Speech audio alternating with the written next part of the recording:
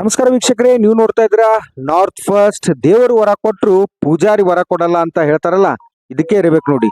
ಈ ದೃಶ್ಯ ಏನ್ ಕಂಡು ಬರ್ತಾ ಇದೆ, ಇದು ಕೊಪ್ಪಳ ಜಿಲ್ಲೆಯ ಗುಂಡೂರು ಅಂಗನವಾಡಿ ಕೇಂದ್ರದಲ್ಲಿ ಕಂಡು ಬಂದಂತ ದೃಶ್ಯ. ಏನು ಮಕ್ಕಳಿಗೆ ಪೌಷ್ಟಿಕ ಆಹಾರ ಸಿಗಲಿ ಅಂತ ಸರ್ಕಾರ ಮಕ್ಕಳಿಗೆ ಮೊಟ್ಟೆಯನ್ನ ಕೊಡುತ್ತೆ ಅಂಗನವಾಡಿ ಕೇಂದ್ರಗಳಲ್ಲಿ. ಈ ಮೊಟ್ಟೆಯನ್ನ ಈ ಅಂಗನವಾಡಿ ಕೇಂದ್ರದಲ್ಲಿರುವಂತಹ ಕೆಲವೊಂದಿಷ್ಟು ಸಿಬ್ಬಂದಿ ಯಾವ ರೀತಿ ಲೂಟಿ ಮಾಡ್ತಾರೆ ಎಂಬುದಕ್ಕೆ ಈ ವಿಡಿಯೋನೇ ಸಾಕ್ಷಿ.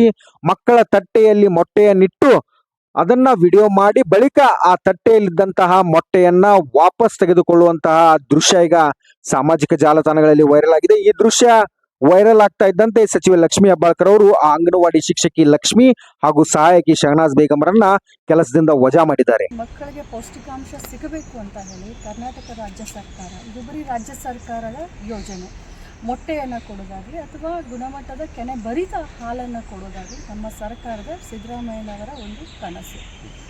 ಅದಕ್ಕೋಸ್ಕರ ತಳಮಟ್ಟದಿಂದ ಸುಧಾರಣೆ ಅಂತ ಏನು ಹೇಳಿದಾರಲ್ಲ, ಸೊ ಅದಕ್ಕೋಸ್ಕರ ಏನು ಅಂಗನವಾಡಿ ಕಾರ್ಯಕರ್ತರು ಸಹಾಯಕರು ಊಟವನ್ನು ಬಡಿಸುವಂಥ ಸಂದರ್ಭದಲ್ಲಿ ಅತಿ ಅಶಕ್ತ ಹುಡುಗರು, ಮಧ್ಯಮ, ಈ ರೀತಿ 3 ಕ್ಯಾಟಗರಿಯನ್ನು ನಮ್ಮ ಇಲಾಖೆಯಲ್ಲಿ ಮಕ್ಕಳಿಗೋಸ್ಕರ ನಾವು ಮಾಡ್ಕೊಂಡಿರ್ತೀವಿ. ಸೊ ಅಂಥದ್ರಲ್ಲಿ ಬಡಿಸ್ಬೇಕಾದ್ರೆ ಕಂಪಲ್ಸರಿ ಅವರು ವಿಡಿಯೋ ತಗೋಬೇಕು. ಅದನ್ನು ವಾಟ್ಸಪ್ ಗ್ರೂಪ್ಗಳಿಗೆ ತಾಲೂಕಾ ಮಟ್ಟದಿಂದ ಜಿಲ್ಲಾ ಮಟ್ಟಕ್ಕೆ ಅದು ಅಪ್ಲೋಡ್ ಆಗಬೇಕು. ಆ ಮಾನಿಟ್ರಿಂಗ್ ಸಿಸ್ಟಮನ್ನು ನಾನು ತೊಗೊಂಡು ಬಂದಿದ್ದೀನಿ.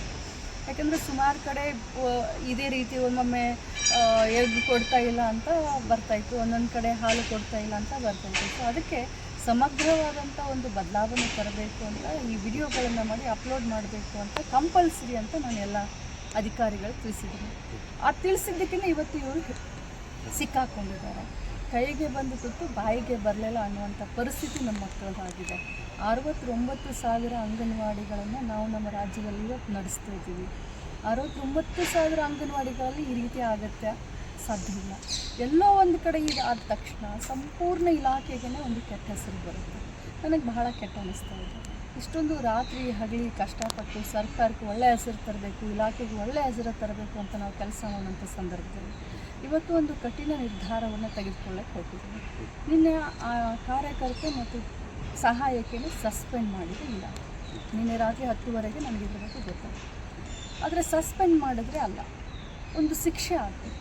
ಅದನ್ನು ನಾವು ಒಂದು ಮಾಡೆಲ್ ಆಗಿ ಸೆಟ್ ಮಾಡಬೇಕು. ಇನ್ನೊಮ್ಮೆ ಅಂಗನವಾಡಿಗಳಲ್ಲಿ ಈ ರೀತಿ ಆಗಬಾರ್ದು ಅನ್ನೋದಕ್ಕೆ ಅವ್ರನ್ನ ಅಂದರೆ ಕಾಯಮಾಗಿ ಕಡ್ಡಾಯವಾಗಿ ಕೆಲಸದಿಂದ ನಿವೃತ್ತಿಗೊಳಿಸ್ತೀವಿ. ಯಾರು ಈ ತಪ್ಪನ್ನು ಮಾಡಿದರೆ ಅದೊಂದು ಪಾಠ ಆಗಬೇಕು ಅನ್ನೋದು. ಜೊತೆಯಲ್ಲಿ ನಾನು CDPO ಕೂಡ ಸಸ್ಪೆಂಡ್ ಮಾಡಬೇಕು ಅನ್ನೋ ಮಟ್ಟಿಗೆ ವಿಚಾರ ಮಾಡ್ತಾಯಿದ್ದೀನಿ. DDOಗೂ ಕೂಡ ನೋಟಿಸನ್ನು ಜಾರಿ ಮಾಡಲಿಕ್ಕೆ ಈಗಾಗಲೇ ಸೆಕ್ರೆಟರಿ ಅವರಿಗೆ ನಿರ್ದೇಶನ ನೀಡಿದ್ದೀನಿ.